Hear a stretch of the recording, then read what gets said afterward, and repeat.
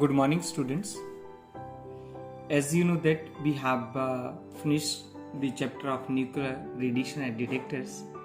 After that, there will be some numerical problems which are asked in examination. So in today's class, we are trying to solve some numerical problems related to the detector which you have discussed in earlier classes. First numerical is based on that an alpha particle loses all of its energy in a gas and produces 15,000 ion pairs. If energy needed to create one ion pair is 30 electron volt, what is the energy of alpha particles? So we are trying to solve this numerical problems. Here you have in your notebook you have to write here solution. First you have to write the given things. First, energy required to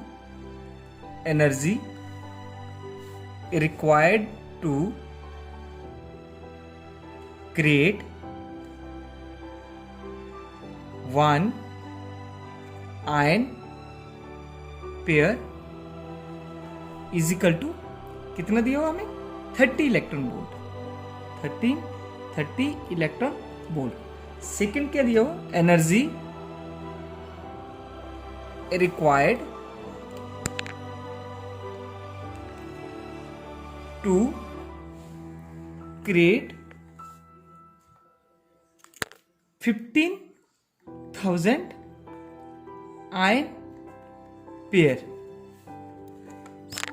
is equal to कितना हो जाएगा ये 30 into 15,000 is equal to 450,000 equal to electron volt. Yeah, I can say that it is 4.5 mega electron volt. Hence the energy of an alpha particle is equal to कितना बच गया 4.5 mega electron volt. This is the required energy for alpha particles. Second numerical problem, an alpha particle of energy 5.4 mega electron volt is completely stopped in an ionization chamber. What is pulse height of an external resistance of 1 mega ohm? Energy required to produce an ion pair is 35 electron volt and capacitance of the chamber is 50 picofarad. अब इसका solutions. Okay, first given है energy E is equal to 5.48. Here is mega electron volt. It means that I can write it here 5.48 into 10 raised to power 6. अब क्या बन गया ये electron volt बन गया. ठीक है, नेक्स्ट आता C कैपेसिटेंस. अब कैपेसिटेंस भी दी है उसने हमें, कितनी दी है 50 picofarads. 50 pf is equal to, इसको भी मैं कैसे लिख सकता हूँ 50 into 10 raised to minus 12 farad. As you know that 1 picofarad is equal to 10 raised to minus 12 farad. Okay, the number of ion pairs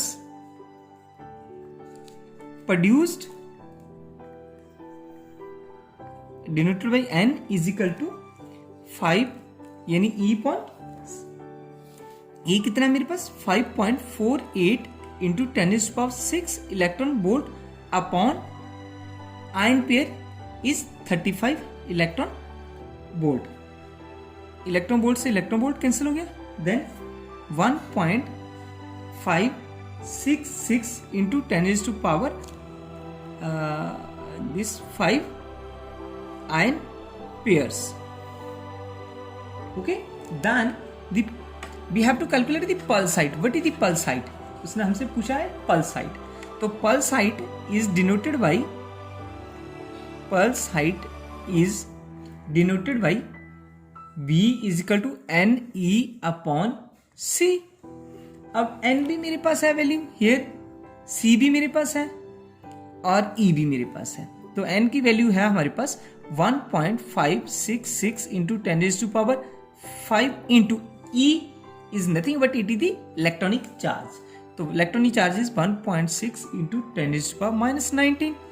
अब C की वैल्यू भी हमारे पास है. C की वैल्यू हियर 50 इंटू 10⁻12. अब मैं इसको कैलकुलेट करता हूँ. कैलकुलेट करके आई हैव 0.501 इंटू 10⁻³ वोल्ट आ गया. या मैं ऐसे भी लिख सकता हूँ इसको 0.501 मिली वोल्ट. यस.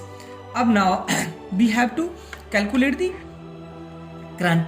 तो करंट इज इक्वल टू, हमें फॉर्मूला आता है करंट का, I is equal to B पर आर. तो बी भी वैल्यू है मेरे पास, आर की वैल्यू भी है मेरे पास.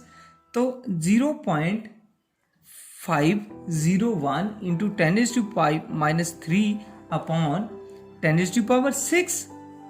ओके, 10⁻6 कैसे? Height in an external resistance R. This is the resistance R 1 mega ohm. 1 mega ohm को मैंने कन्वर्ट कर लिया 10⁻6 ओम के. इज इक्वल टू कितना हो गया? 0.501 इंटू 10⁻⁻. अब करंट किस में होता है? एम्पियर में. तो मेरे पास कितना हो जाएगा? मैं ऐसे भी लिख सकता हूँ इसको 0.501 एम्पियर्स. ओके, तो मेरे पास अब एन मैंने क्यों लिखा? क्योंकि नैनो एम्पियर्स कर लिया, क्योंकि 1 nano ampere is equal to 10⁻⁹. तो this is whole about this numericals. Take another one. Try to solve the another one. The radius of the central wire of a proportional counter is 0.1 millimeter या mm, and radius of the cylindrical tube is 2 centimeter. Solution. Calculate the electric field developed at the surface of the wire when the potential difference of 1500 volt is applied between the two. Okay, as you know that in proportional counters we know about the formulas. That is, solution is here. You have to write here. We have electric field ER is equal to B upon R log B upon A. B क्या है मेरे पास?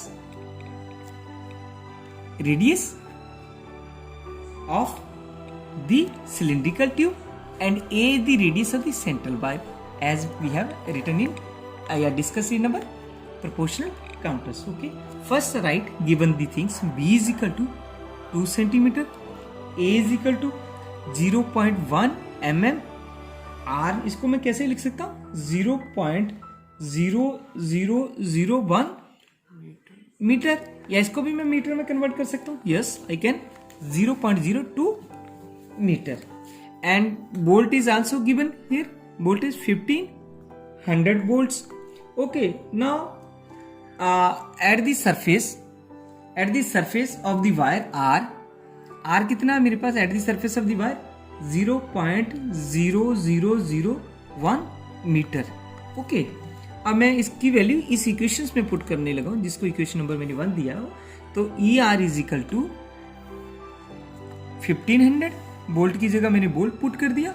Are की जगह मैं value put कर रहा हूँ 0.0001 into log, natural log ले लिया मैंने. बी मेरी है 0.02 है और ए मेरा है 0.0001. अब मैं कैलकुलेट करता हूँ इसको, तो मेरे पास कितना देगा?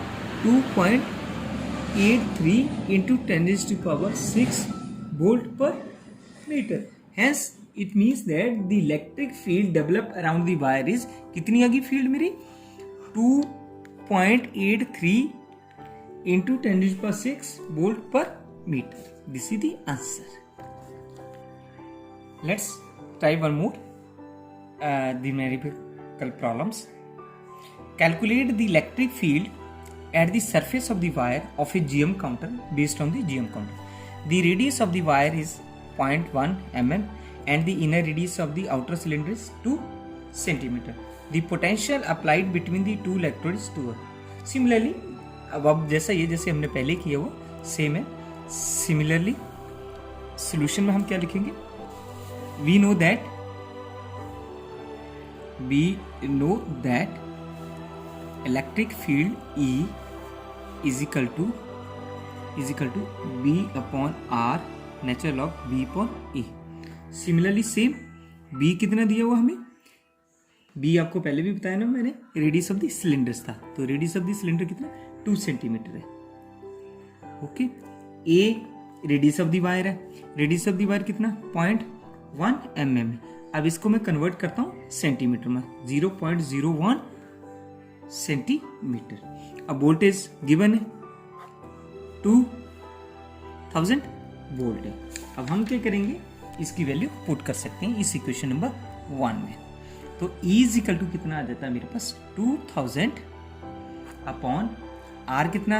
0.01 log 2 upon 0.01.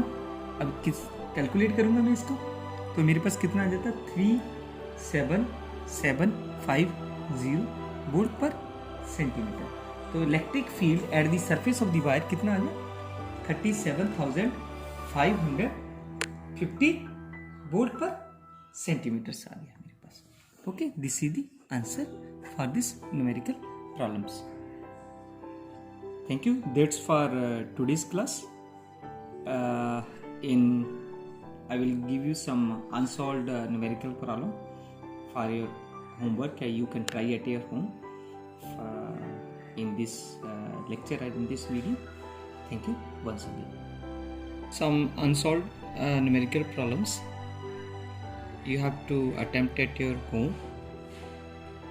Some more unsolved problems based on the proportional counters and GM counters you can also try at your home, which is very helpful in examination point of view. Most of the time the examiner ask the numerical problems into 3 marks with any detectors or proportional counters in examinations.